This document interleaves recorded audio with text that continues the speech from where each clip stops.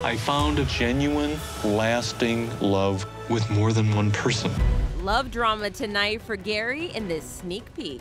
I think it's time for me to go. As America has definitely fallen in love with the Golden Bachelor. They're calling you the sexy senior heartthrob. How does that sound to you? I'll graciously take it, and I'll try to represent everybody of my age. His age, 72. His mission, prove it's never too late to find true love. And with only 7 women left, it's getting down to it. It's been over 50 years since you've been on the dating scene. What is it like going from that to all of a sudden not dating one person, not two, but having to pick from 25 women? It's incredibly difficult. There are moments when you look at it and you go, I'm just overwhelmed. I don't have the inputs to make the decisions. And then there are moments that are just ridiculously fun. We are going to let our inner child out, and I want you to remember, we're gonna have fun. Do you think you've met the one at this stage in your life? I kind of think I have, but it's still probationary.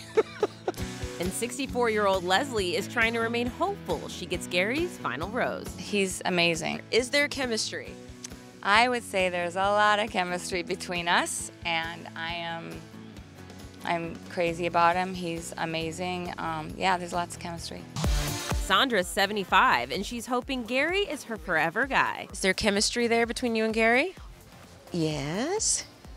Yes. It's so hard for any one of the individuals to watch me go off with one of the others. I wouldn't call it jealousy. I don't think it's jealousy. I think their heart has become more and more committed, and it just wrenches them a bit to see that happen.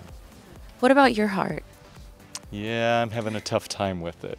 I know your daughter set some guidelines for you of things that you can and cannot do. Did you break any of those rules? I think I just about broke all of them, and I know there's going to be a payday with them when I get back. But, you know, the biggest one or the most obvious one is no kisses on the first night. Yeah, blew that.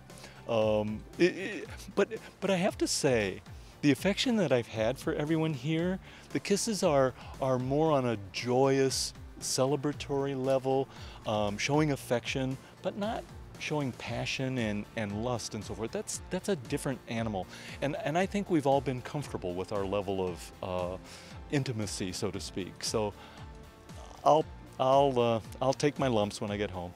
I know you also mentioned that you were worried about being able to remember everyone's names. Like, I often meet people and I'm like, wait, what did they say their name was? And so you had to meet 25 people and try to remember 25 names. How did that go for you? That's right, Jolene. I've had a hard time. No, I've had a lot of help. You know, mostly I was looking for the repetition of it.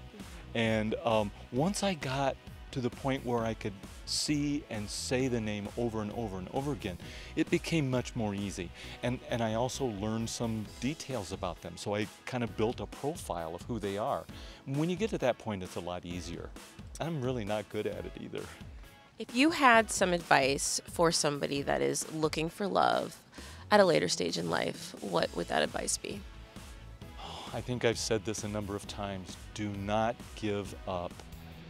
Failure is part of the process. Rejection, unfortunately, is part of the process.